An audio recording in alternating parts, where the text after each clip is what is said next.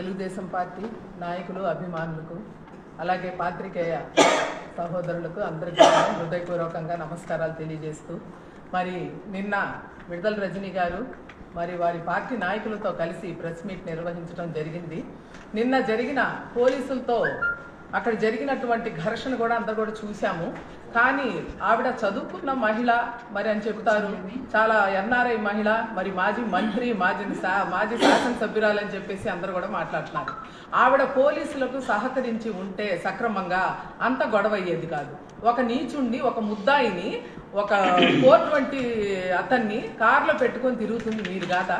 అది మంచి పద్ధతేనా? మీకు మంత్రిగా చేసిన మీరు ఆ అన్యాయాలు మీకు తెలియవా అని చెప్పి నేను ప్రశ్నిస్తా ఉన్నాను. అదేమంటే ఒక మహిళని చూడకుండా నెట్టేశారు పోలీసులు, దురుసుగా ప్రవర్తించారని చెప్పేసి నిందలేస్తున్నారు పోలీసుల మీద. ఆ సిఏ గారు మిమ్మల్ని గట్టిగా అడిగారు, మీరు తప్పుకోండి, మా పని మాకు చేసుకొని ఇవ్వండి అని అడిగారు, కానీ మిమ్మల్ని చేయి పట్టుకొని రాగలేదు, మిమ్మల్ని అవమానించలేదు. ఇంకా మీరే దురుసుగా మాట్లాడారని చెప్పేసి అక్కడ అందరికి కూడా అర్థమవుతా ఉంది. కానీ మహిళలని చెప్పి మీరు అన్నారు కాబట్టి నేను కూడా ఈ మాట చెప్తున్నాను. మిమ్మల్ని నెట్టేశారు, లాగేశారు అని చెప్తున్నారు. మీరు 5 ఏళ్లుగా మరి ఆడవాళ్ల పట్ల మీ గవర్నమెంట్, మీ ప్రభుత్వం, మీ అధినేత, మీ మంత్రులందరూ ఎలా ప్రవర్తించారో ఒక్కసారి వెనక్కి తిరిగి చూసుకోండి. రజనీ గారు మిమ్మల్ని చూస్తుంటే గురువింద గింజ సామెత గుర్తొస్తా ఉంది. ఎందుకంటే తన నలుపు తనే చూసుకోలేదు, అలా ఉంది మీ వైఖరి. మరి చంద్రబాబు నాయుడు గారిని అరెస్ట్ చేసి తీసుకొస్తుంటే ఆడవాళ్ళ మీద లాఠీ చార్జీలు చేసింది మరి పోలీసులే కదా, మీరు చెప్తే కదా చేసింది. మీరు అరాచకం అని చెప్తున్నారు, నా మరిది జైల్లో ఉన్నాడని చెప్తున్నారు. మరి జర్మనీ రాము నా మరిది మీద కేసులు పెట్టారు, మా మామగారి 80 ఏళ్ల వృద్ధుడి మీద కేసులు పెట్టారంటున్నారు. మీ మామగారి 80 ఏళ్ల వృద్ధుడిలాగా ఎక్కడైనా హుందాగా ఎప్పుడైనా ప్రవర్తించారా? అన్ని కబ్జాలే కదా. ఒక వ్యక్తి గొంతు పిసుకటం కూడా పబ్లిక్ వీడియోలో మనం చూసాం కదా. మీ జర్మనీ రాము మరిది ఆడపిల్లల మీద ఎంత అసభ్యకరమైన పోస్టులు పెట్టాడు. మీ మరిది గోపి గాని మీరు గాని మాలాంటి వాళ్ళ నోటి దగ్గర కూడు తీశారు. ఊర్లో ప్రతి ఒక్కరు కూడా వ్యాపారాలు చేసుకోలేకపోయారు. మరి పశుపతి రైతులకు మీరు ఎందుకు వాపస్ ఇచ్చారు డబ్బులు? మీరు అవినీతి చేయబట్టే కదా.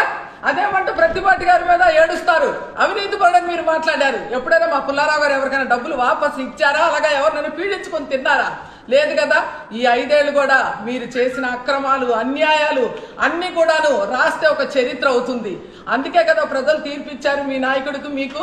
అదేమంటే చిలకలూరుపేట నియోజకవర్గంలో వైసీపీ జెండా ఎగరేసిన ఘనత నాది, అందుకని గుంటూరులో కూడా అక్కడ ఎగరేయమని నన్ను పంపించారు, వెళ్ళానన్నారు.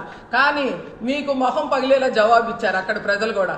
మీరు ఇక్కడ పనికిరారనే కదా మిమ్మల్ని అక్కడికి నెట్టేసింది మీ అధినేత.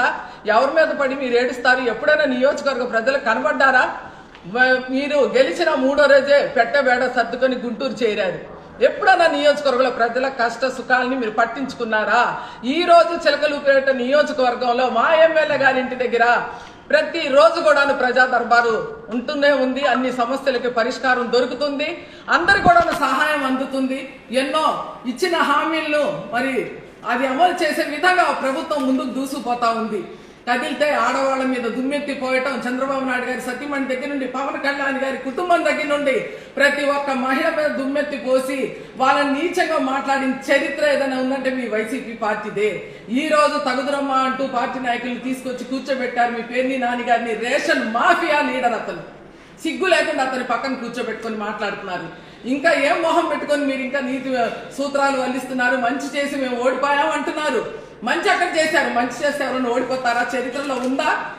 మీరు మంచి చేయలేదు కాబట్టి మీకు తగిన విధంగా బుద్ధి చెప్పి ప్రజలు 11 సీట్లకే పరిమితం చేశారు.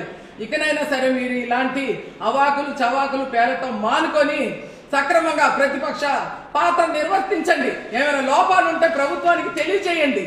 అంతేగాని లేనిపోని అపవాదులు వేసి మేమేమి చేయలేదు, మేము మహాత్ములు అని చెప్పేసి బిల్డప్లు ఇవ్వద్దని చెప్పేసి రజనీ గారిని ఇంకోసారి నేను హెచ్చరిస్తా ఉన్నాను. ఇష్టం వచ్చినట్టు మాట్లాడటం కాదు.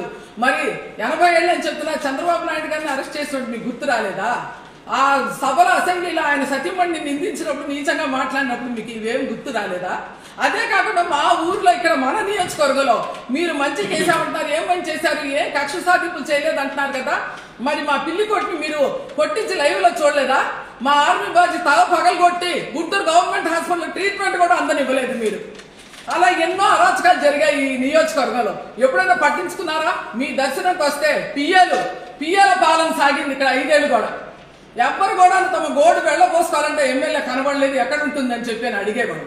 ఈ రోజు తగుదమ్మని మళ్ళీ అక్కడ ప్రజలు ఓడిస్తే సిగ్గు లేకుండా వచ్చి ఈ ఊర్లో ఉండి మళ్ళీ ఇలాంటివన్నీ కూడా నిందలేస్తా ఉన్నారు. ఇప్పుడైనా సరే ఇలాంటివి మానుకొని హుందాగా రాజకీయాలు చేయడం నేర్చుకోండి. నటించడం కాదు రాజకీయాలు. నిజంగా రాజకీయ నాయకురాలైతే మీరు ప్రజల మధ్యన ఉంటూ హుందాగా ఒక మంచి ప్రతిపక్ష నాయకురాలి పాత్ర పోషిస్తూ ప్రజలకేమైనా అన్యాయం జరిగితే నిజంగానే ప్రభుత్వ దృష్టికి తీసుకెళ్ళండి, తెలియజేయండి. అంతేగాని లేనిపోని అబద్ధాలన్నీ సృష్టించి ప్రభుత్వం మీద నిందలు వేయటం సరికాదు. మా నాయకుల గురించి ఇష్టం వచ్చినట్టు మాట్లాడడం సరికాదని చెప్పేసి ఈ విధంగా మరి ఈ సందర్భంగా రజనీ గారికి తెలియజేస్తా ఉన్నాను. Thank you.